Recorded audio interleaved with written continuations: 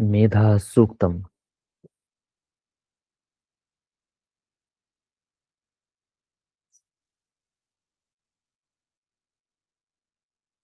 श्रीभ्यो नमः। हरिः ओम्। यश्छन्दसा वृषभो विश्वरूपः छन्दोऽभ्योऽध्यमृतात् सम्बभूव समेन्द्रो मेधया आस्पृणोतु अमृतस्य देवधारणो भूयासम् शरीरं मे विचर्षणम् जिह्वा मे मधुमत्तमा कर्णाभ्यां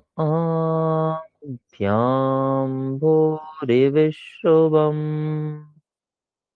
ब्रह्मणः कोशोऽसि मेधया पिहितः श्रुतं मे गोपाय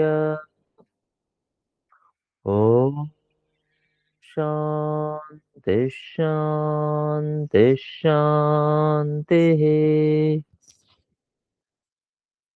ॐ मेधा देवी जुषमाणा न आगात्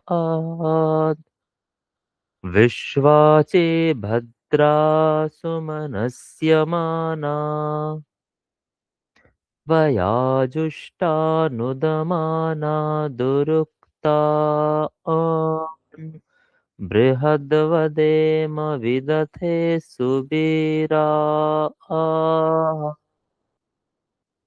त्वया जुष्टऋषिर्भवति देवि त्वया ब्रह्मा गतश्रीरुतत्वया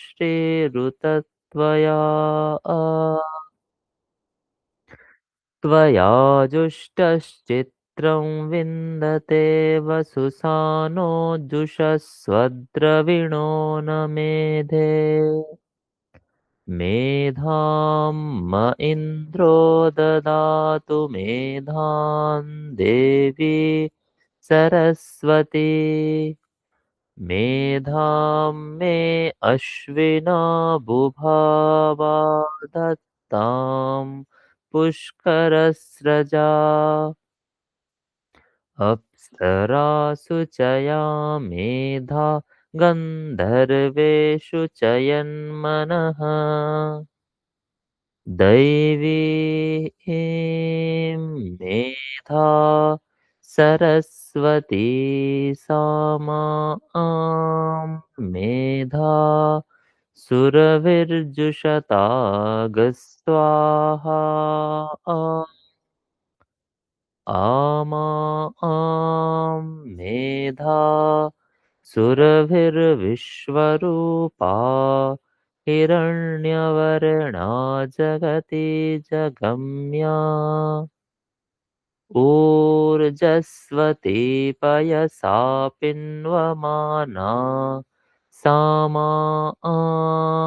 मेधा सुप्रतीकाजुषन्ताम् ॐ हंसाय विद्महे परमहंसाय धीमहि तन्नो हंसः प्रचोदयात् ॐ शान्ति शान्ति शान्तिः।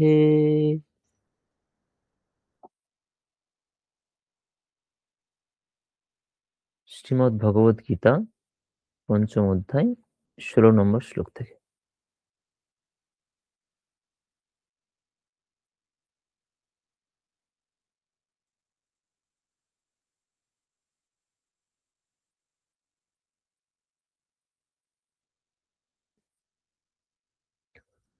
वसुदेवसुतं देवं कंसचाणूरमर्दनम् देवकी परमानन्दम् कृष्णं वन्दे जगद्गुरुम्। अथ पञ्चमोऽध्यायः।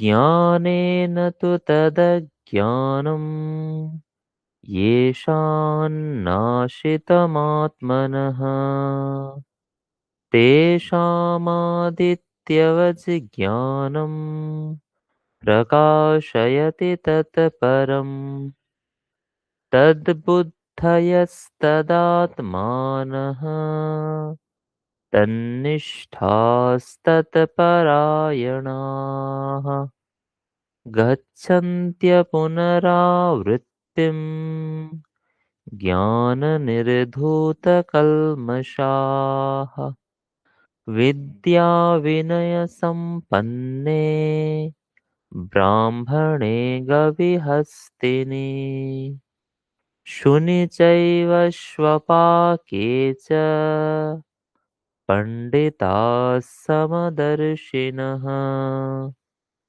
इहैव तैर्जितः सर्गो येषां साम्ये स्थितं मनः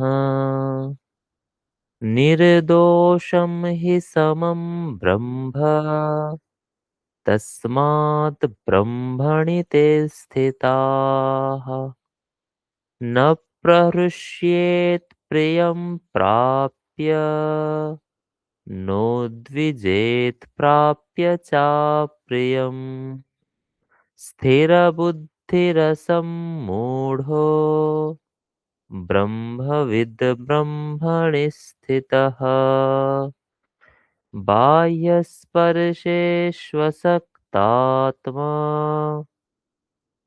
विन्दत्यात्मनि यत् सुखम् स ब्रह्मयोगयुक्तात्मा सुखमक्षयमश्नुते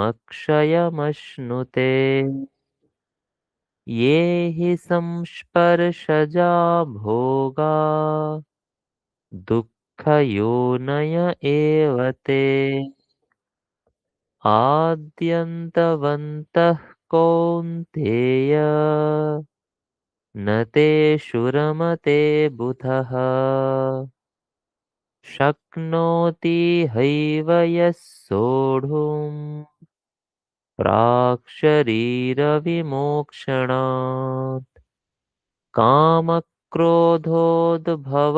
वेगम् स युक्तः स सुखी नरः योऽन्तः सुखोऽन्तरारामः तथान्तर्ज्योतिरेव यः स योगी ब्रह्मनिर्वाणम् ब्रह्मभूतोऽधिगच्छति लभन्ते ब्रह्मनिर्वाणम् ऋषयः क्षीणकल्मषाः छिन्नद्वैधायतात्मानः सर्वभूतहिते रताः कामक्रोधवियुक्तानां यतीनां यतचेतसाम् अभितो ब्रह्मनिर्वाणं वर्तते विदितात्मनाम् स्पर्शान् कृत्वा बहिर्बाह्यान् चक्षुश्चैवान्तरे भ्रुवोः प्राणापानौ समौ कृत्वा नासाभ्यन्तरचारिणौ यतेन्द्रियमनोबुद्धिः मुनिर्मोक्षपरायणः विगतेच्छाभयक्रोधो यः सदा मुक्त एव सः भोक्तारं यज्ञतपसां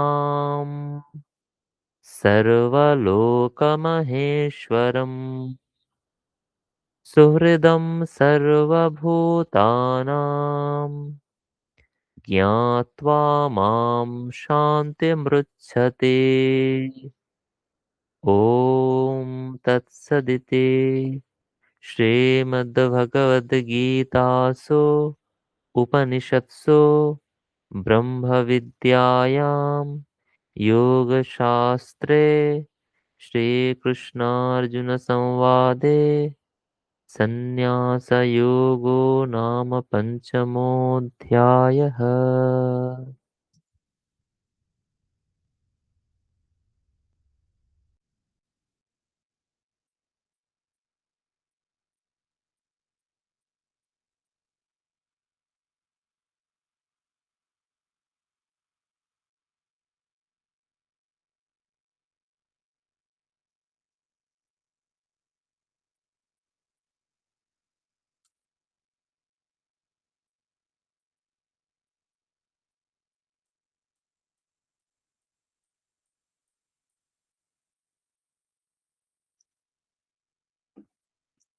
আজকের মনন শ্রীমদ্ ভগবদ গীতা চতুর্থ অধ্যায়ের ৩৫ নম্বর শ্লোক। শ্লোকটি পাঠ করছি। यज्ञात्वा न पुनर्मोहम् एवं यास्यसि पाण्डव येन भूतान्यशेषेण द्रक्ष्यस्यात्मन्यथो मयि। আরেকবার পাঠ করছি। यज्ञात्वा न पुनर्मोहम् एवं यास्यसि पाण्डव येन भूतान्यशेषेण দ্রক্ষ্যস্যাত্মন্যথো ময়ি। আমাদের প্রসঙ্গ চলছিল, আগের দিন হয়েছিল যে আত্মজ্ঞান যদি কেউ লাভ করতে পারে তাহলে সে মুক্ত হয়ে যাবে সংসার বন্ধন থেকে। অর্থাৎ জ্ঞান লাভ করতে হবে সমস্ত যজ্ঞের থেকে, যেহেতু জ্ঞান লাভ শ্রেষ্ঠ। দ্রব্যযজ্ঞ যেগুলো হয় সেই সমস্ত যজ্ঞের থেকে জ্ঞান শ্রেষ্ঠ, কারণ সমস্ত কর্ম জ্ঞানে পরিসমাপ্ত হয় বলে আমরা দুই একটা আগের শ্লোকে দেখেছিলাম। সেই জ্ঞান লাভের উপায় সম্পর্কে বলেছিলেন যে যখন শিষ্য গুরুর কাছে যাবে তখন সে গিয়ে বিনয়পূর্বক নমস্কার পূর্বক তার কাছে সেই জ্ঞান সম্পর্কে জানতে চাইবে এবং তাকে প্রশ্নের মাধ্যমে তার কাছে জানবে এবং গুরু সেবা করবে। প্রণিপাত, পরিপ্রশ্ন এবং সেবা, এই তিনটের মাধ্যমে গুরুর কাছ থেকে সে জ্ঞান লাভ করবে এবং গুরুরাও তাকে, তত্ত্বদর্শী যারা গুরু হবেন, জ্ঞানী তত্ত্বদর্শী গুরু, তারাও সেই জ্ঞান সেই রকম বিনয়ী এবং যে প্রশ্ন করছে জিজ্ঞাসু এবং সেবাপরায়ণ, অর্থাৎ যে গুরুর কথা বিশ্বাস করে দৃঢ়ভাবে মেনে চলবে, সেই রকম শিষ্যকে জ্ঞান তত্ত্ব উপদেশ করবেন, আত্মজ্ঞান উপদেশ করবেন। সেই জ্ঞানটা কিরকম সেই সম্পর্কে এখানে বলা হচ্ছে যে ইয়ৎ জ্ঞাত্বা না পুনর্মোহম এবং ইয়াস্যসি পাণ্ডব। সেই জ্ঞানটা এমনই যেটা জানলে আবার মোহগ্রস্ত হবে না। না পুনঃ মোহম এবং মোহম ইয়াস্যসি পাণ্ডব। অর্জুনকে সম্বোধন করে বলছে, হে পাণ্ডব, যেই জ্ঞানটা তুমি একবার লাভ করলে আর তুমি কখনো মোহগ্রস্ত হবে না। আত্মজ্ঞান এমনই, যদি কেউ একবার লাভ করে যায় তাহলে সেই জ্ঞান অজ্ঞানকে সম্পূর্ণরূপে নষ্ট করে, অর্থাৎ আর সে অজ্ঞানের চক্রে পড়ে না, সংসার বন্ধনের মধ্যে পড়ে না। অর্থাৎ একবার জ্ঞান উৎপন্ন হয়ে গেলে আর অজ্ঞান তাকে বেঁধে রাখতে পারে না। সেটাই বলছে না মোহ। মোহ বলতে এখানে এই মায়া বা অজ্ঞানের বন্ধন, যেটার কারণে অর্জুন যুদ্ধ করতে চাইছে না, অর্জুন নিজেকে শরীর ভাবছে, এরকম অনেক, এই অনেক যে সংসার বন্ধন, এইগুলো হচ্ছে মায়া। তাহলে যে জ্ঞান গুরু উপদেশ করবেন, সেই জ্ঞান একবার যদি কারো হয়ে যায়, তাহলে সে আর কখনো মোহগ্রস্ত হবে না। আরো বলছেন যে ইয়ে না ভূতানি অশেষেণ দ্রক্ষ্যসি আত্মনি অথো ময়ি। সেই জ্ঞান লাভ হলে আর কি হয়? বলছে সেই জ্ঞানের দ্বারা অশেষেণ ভূতানি আত্মনি ময়ি চ দ্রক্ষ্যতি। অর্থাৎ অশেষেণ মানে সম্পূর্ণরূপে, ভূতানি, ভূতানি মানে হচ্ছে প্রাণী জাতানি, অর্থাৎ সমস্ত প্রাণী, ভূত শব্দের সংস্কৃত অর্থ হয় প্রাণী সমূহ। অর্থাৎ একবারে ক্ষুদ্র থেকে ক্ষুদ্র প্রাণী শুরু করে এবং বড় যে একেবারে হিরণ্যগর্ভ পর্যন্ত যে সর্ববৃহৎ জীব, স- প্রথম জীব, আদিম জীব, সেই পর্যন্ত সমস্ত প্রাণীদেরকে তুমি আত্মনি দ্রক্ষ্যতি, আত্মার মধ্যে দেখবে। আত্মা বলতে এখানে আত্মানি মানে যেহেতু ভগবান বলছেন, তাহলে তার মধ্যে অর্থাৎ ভগবানের মধ্যে তুমি দেখতে পাবে। অর্থাৎ সমস্ত কিছুর মধ্যেই ভগবান আছেন, এটা তুমি দেখতে পাবে। এবং তুমি নিজের মধ্যেও দেখতে পাবে। মই, আচ্ছা, এখানে আত্মনি শব্দের অর্থ হচ্ছে প্রথমে আত্মার মধ্যে, অর্থাৎ যেহেতু অর্জুনকে উপদেশ করছেন, প্রথমে বলছেন তুমি নিজের মধ্যে দেখতে পাবে, তারপর তুমি আমার মধ্যেও দেখতে পাবে। আমার মধ্যে মানে ভগবান নিজের মধ্যে বলছেন, অর্থাৎ ভগবানের মধ্যে দেখতে পাবে। মানে সমস্ত প্রাণীর মধ্যে নিজেকে, এবং নিজের মধ্যে সমস্ত প্রাণীকে দেখতে পাবে, এটা প্রথম। দ্বিতীয়, সমস্ত কিছুর মধ্যেই ভগবানের মধ্যে সমস্ত কিছুকে দেখতে পাবে। আহ, আমরা এগুলো আসলে মানে একটা উপনিষদের সুন্দর ধারণা আছে। উপনিষদে অনেক জায়গাতেই বলছে, যেমন বৃহদারণ্যক উপনিষদে এরকম বলছে, সর্বম খলু ইদম ব্রহ্ম, সমস্ত কিছুই ব্রহ্ম। এই সমস্ত কিছু যা দেখছি, সমস্ত কিছু হলো ব্রহ্ম। এই জ্ঞানটা তখন হবে। ঈশোপনিষদেও বলা হয়েছে যে যখন কেউ নিজের মধ্যে অর্থাৎ আত্মার মধ্যে সমস্ত প্রাণীদেরকে এবং সমস্ত প্রাণীদের মধ্যে নিজেকে দর্শন করেন, তখন সে কাউকে ঘৃণা করে না, তার মোহ হয় না। ঠিক সেই কথাটাই বলছেন, আত্মজ্ঞান মানে সমস্ত জীবের মধ্যে নিজেকে প্রত্যক্ষ করা। কারণ ব্রহ্ম প্রত্যেকটি জীব, প্রত্যেকটি বস্তু হয়েছেন, তিনি আমার মধ্যেও যেমন, আমিও যেমন হয়েছেন, তেমনি আমরা যা কিছু প্রত্যক্ষ করতে পারি, যা কিছু দেখতে পাই বা পঞ্চ ইন্দ্রিয় দিয়ে উপলব্ধি করি, এই প্রত্যেকটি জিনিস ব্রহ্ম হয়েছেন। এবং তিনি সেই ব্রহ্ম আসলে ভগবান নিজেই। সেই জন্য বলছেন তুমি সমস্ত প্রাণীকে নিজের মধ্যে দেখতে পাবে, এবং আমার মধ্যেও দেখতে পাবে, অর্থাৎ ভগবানের মধ্যেও দেখতে পাবে। অর্থাৎ ভগবানের মধ্যেই সমস্ত কিছু আছে, ভগবানই সমস্ত কিছু হয়েছেন, এটা উপলব্ধি করবে। আমরা যদি ঠাকুরের দৃষ্টিতে দেখি বা স্বামীজির দৃষ্টিতে দেখি, স্বামীজির সুন্দর কথা আছে। সখার প্রতি কবিতায় উনি বলছেন, বহু রূপে সম্মুখে তোমার ছাড়ি কোথা খুঁজিছ ঈশ্বর, জীবে প্রেম করে যেই জন সেই জন সেবিছে ঈশ্বর। জীবে প্রেম, এই যে জীব জ্ঞানে শিব সেবা, অর্থাৎ সকল প্রাণীর মধ্যেই সেই শিব আছে। শিব মানে শুদ্ধ সত্য, শুদ্ধ বা পবিত্রতা, আত্ম, আত্মা, যে ব্রহ্ম ভগবান, সেটা এখানে ভগবান বলছেন যে তুমি সকল কিছুর মধ্যে আমাকে দেখতে পাবে। এটা আসলে জ্ঞান। জ্ঞান লাভ হলে নিজের মধ্যে সকলকে দেখা যায়, সকলের মধ্যে আমি নিজেকে দেখতে পাই, এবং ভগবানকে প্রত্যেকটা জিনিসের মধ্যে উপলব্ধি করি। প্রত্যেকটা জিনিসের মধ্যে, একবার ক্ষুদ্র থেকে বৃহৎ জিনিসের মধ্যে।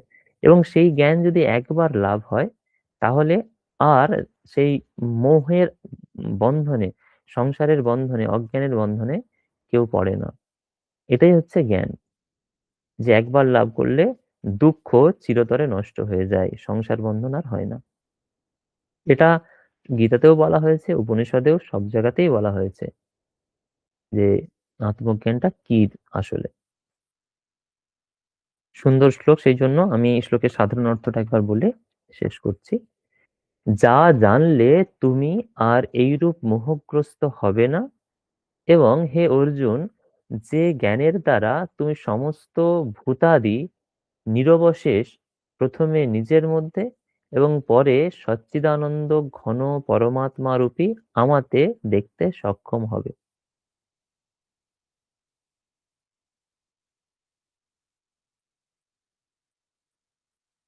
আমরা এখানে উপাসনা পর্ব শেষ করছি, প্রার্থনা শেষ করছি। আপনারা সকলে